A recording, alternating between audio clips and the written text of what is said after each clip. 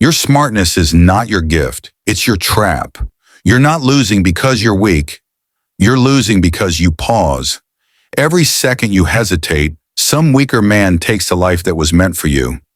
Not because he's smarter, not because he's better, because he moved. Hesitation is the quiet killer of potential. You don't feel it. It doesn't hurt. It just drains you 1 second at a time until you wake up one day wondering why your fire turned to dust. This isn't a pep talk. This is a weapon, and if you're still here, you're the kind of man who can handle the truth.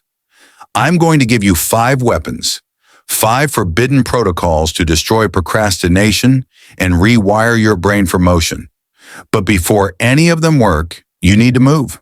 Now, straighten your back, roll your shoulders until they click. Plant your feet flat into the ground. Take a deep breath in through your nose and push it out through your teeth like you're spitting out weakness. That's your first strike. You just proved you can act on command.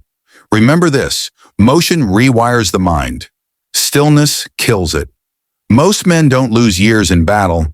They lose them in pauses, those invisible seconds between thought and action. That's where dreams die. Procrastination is not laziness, it's paralysis. And paralysis robs you silently, second by second, until nothing's left. But hesitation has one weakness. It dies the moment you move. Not tomorrow, not later. Now. So listen closely. These are your 5 weapons. Use them, and hesitation will never control you again. 1. The shame trigger. Most men think procrastination is a discipline problem. It isn't. It's a hierarchy problem. You're wired for competition, for dominance, for the tribe. Deep inside, you hate being outranked.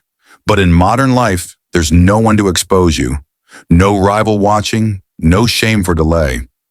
That safety is killing you. The cure is simple. You bring the rivalry back. Pick a rival, someone who burns in your chest. It could be a classmate who embarrassed you, a boss who doubted you, a friend who always seemed to step ahead, or even the older version of you who quit when it got hard. Write his name. Place it where you can see it every day, on your desk, your wall, your phone background. Every time you hesitate, ask yourself, is he outworking me right now? You'll know the answer. And that burn you feel in your chest, that's fuel. Use it. If the answer is yes, you move in 5 seconds. No negotiation, no waiting for the perfect moment. 5 seconds, do the first rep, write the first line, make the first call. That's how the shame trigger works. When delay equals losing to your rival, procrastination becomes unbearable. And if you fail to move, you pay. 20 push-ups, cold water to the face, 1 minute of stillness staring at the wall. Pain is the teacher your comfort kept you from. Your brain will learn. Hesitation equals humiliation. Action equals relief. That's the first weapon.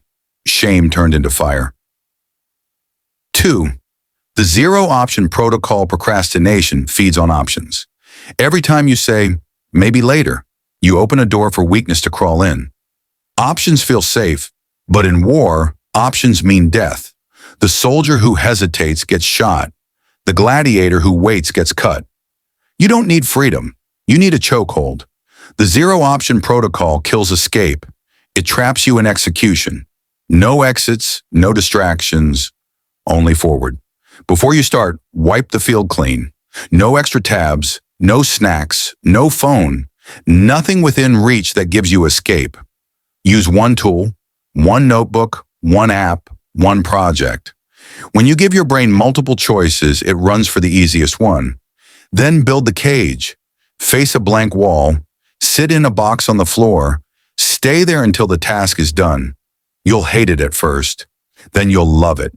Because the brain stops negotiating when it realizes negotiation is impossible. Execution becomes oxygen. Hesitation becomes suffocation. This is the second weapon.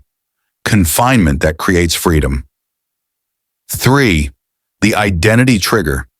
You don't fix procrastination with motivation. You fix it with identity. You delay because deep down you still believe you're the kind of person who delays. When you make execution part of who you are, you stop needing motivation at all. You don't try to breathe. You breathe because you're human. You don't try to flinch from fire. You move because survival is coded into you. From now on, execution is who you are. Say it. I am the man who executes. I am the man who doesn't wait. Repeat it every morning in the mirror until it vibrates in your chest. That's not affirmation. That's rewiring. Then choose your alter ego, the predator, the machine, the executioner. When the hoodie goes up, when the music starts, hesitation dies. Keep 2 lists, betrayals and proof. Every time you delay, write it under betrayals. Every time you act, log it under proof. Watch them fight on paper. Watch the man you're becoming win. You can fail at goals. You can break habits, but never betray your identity. That's the third weapon. 4. The dopamine rewire procrastination isn't about time. It's about chemistry. You're not lazy. You're addicted to cheap dopamine. Every scroll, every notification, every sugary hit floods your brain with reward for zero effort. And when real work shows up, your brain resists. Not because it's hard, but because it can't compete with those instant highs. We fix this by enslaving dopamine. You will train your brain to crave execution. First, starve the parasite. No scrolling, no junk, no easy pleasure for 4 hours a day. The withdrawal will hurt. Good. A starving brain searches for new reward. You'll give it one, work. Then, chain pleasure to discipline. No coffee until 20 minutes of work. No music until the workout's done. No show until the project's finished. Work becomes the only path to reward. Before each session, spike your dopamine intentionally. Push-ups, cold water, breath work. Flood your system, then pour that energy into execution. Over time, your brain rewires. Scrolling feels hollow. Comfort feels empty. Work feels alive. You no longer chase motivation. Your biology demands action. That's the fourth weapon. 5. The brutal deadline. Hack, you don't just waste time, you make time soft.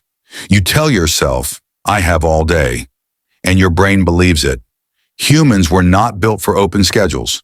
We evolved under threat, hunt now or starve, run now or die, act now or be forgotten.